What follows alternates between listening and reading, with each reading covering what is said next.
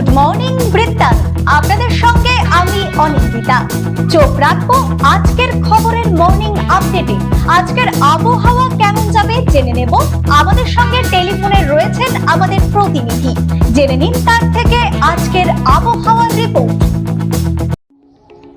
দেখো, উত্তরবঙ্গ কৃষি বিশ্ববিদ্যালয়ের আবহাওয়া দপ্তর যে বার্তা দিয়েছে তাতে বলা হয়েছে আজ কিন্তু উত্তরবঙ্গের সর্বত্রই কিন্তু আকাশ মূলত আংশিক মেঘলা থাকবে, এমনটাই পূর্বাভাস আবহাওয়া দপ্তরের। এক্ষেত্রে বলা হয়েছে যে উত্তরবঙ্গের উত্তরের 3 জেলা, বিশেষ করে আলিপুরদুয়ারে কিন্তু আজ কিন্তু ভারী থেকে অতি ভারী বৃষ্টি হতে পারে।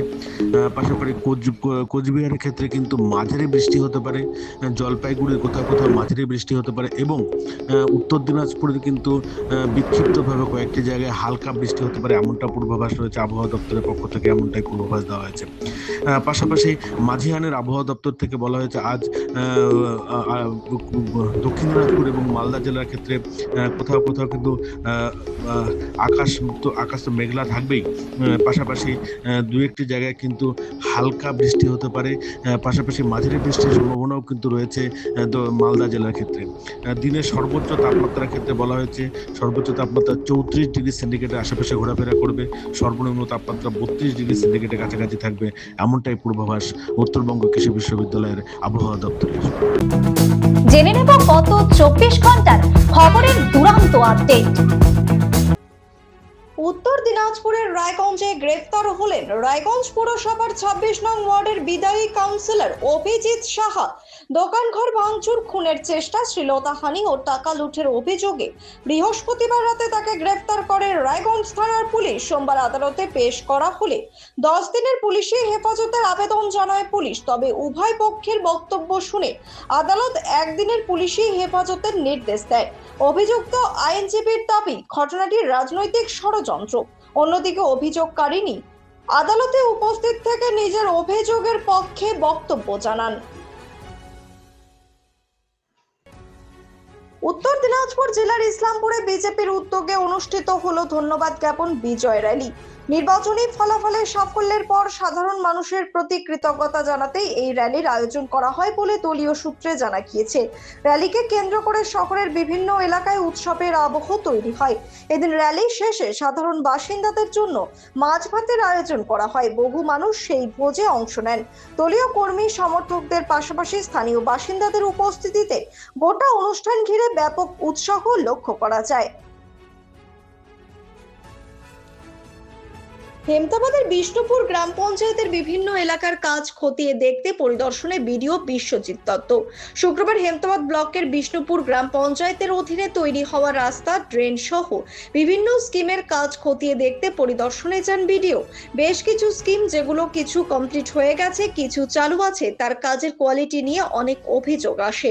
সে কারণে গ্রাম পঞ্চায়েতের যে স্কিমগুলো আছে, রাস্তা, ড্রেন তৈরি সহ, সেগুলোর কোয়ালিটি কেমন তা জানতে পরিদর্শন করেন বিডিও বিশ্বজিৎ দত্ত। পরিদর্শনে গিয়ে যেসব খামতি চোখে পড়ে তা বিল দেওয়ার আগে যাতে পূরণ করা হয়, না হলে বিল আটকে রাখা হবে। কাজের স্বচ্ছতা ও গুণগত মানের সাথে কোনো আপোষ করা যাবে না। কাজের গুণগত মান নিয়ে কোনো গাফিলতি বরদাস্ত করা হবে না বলে জানান বিডিও বিশ্বজিৎ দত্ত। বিপুল জনাবেশ পেয়ে রাজ্য সরকার গঠন করেছে বিজেপি। হেমতাবাদ বিধানসভা কেন্দ্রে জয়ী হয়েছেন বিজেপি প্রার্থী হরিপদ বর্মন। হেমতাবাদ বিধানসভার সর্বস্তরের মানুষের আশীর্বাদ নিয়ে ইতিমধ্যে বিধানসভায় বিজেপির বিধায়ক হিসেবে শপথ গ্রহণ করেছেন হরিপদ বর্মন। আর সেই কারণেই হেমতাবাদে শনিবার ধন্যবাদ যাত্রা করবে বিজেপি। বিধায়ক হরিপদ বর্মন সহ অন্যান্য বিজেপি নেতৃত্বরা উপস্থিত থাকবেন এদিনের ধন্যবাদ যাত্রায়। শুক্রবার হেমতাবাদে বিজেপির দলীয় কার্যালয়ে সাংবাদিক বৈঠক করে একথা জানান বিজেপির হেমতাবাদ মণ্ডল সভাপতি বিপ্লব সরকার। প্রতিদিনের প্রতি মুহূর্তের খবরের আপডেট পেতে চোখ রাখুন নিউজ বৃত্তান্তের ফেসবুক পেজে। সাবস্ক্রাইব করুন নিউজ বৃত্তান্ত ইউটিউব চ্যানেলকে।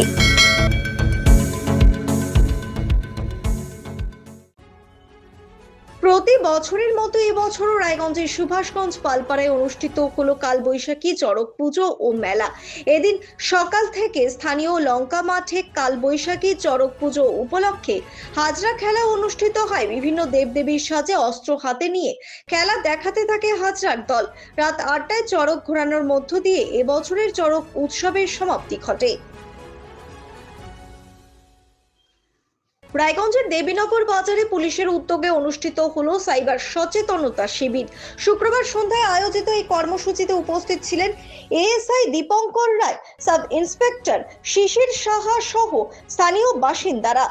শিবিরে অনলাইন প্রতারণা, ভুয়ো ফোন কল, কেওয়াইসি আপডেটের নামে জালিয়াতি ও সোশ্যাল মিডিয়ার প্রতারণা সম্পর্কে মানুষকে সতর্ক করা হয়। পুলিশ আধিকারিকরা ব্যক্তিগত তথ্য, ওটিপি বা এটিএম পিন কাউকে না জানানোর পরামর্শ দেন। পাশাপাশি কোনো সন্দেহজনক ঘটনার ক্ষেত্রে দ্রুত সাইবার সেলে যোগাযোগ করার আবেদন জানানো হয়। গুড মর্নিং বৃত্তান্ত আজ এই পর্যন্তই। ঘরে বাইরে খবরে থাকুন, চোখ রাখুন নিউজ বৃত্তান্তে। নিউজ বৃত্তান্ত, হলুদ নয়, স্বচ্ছ।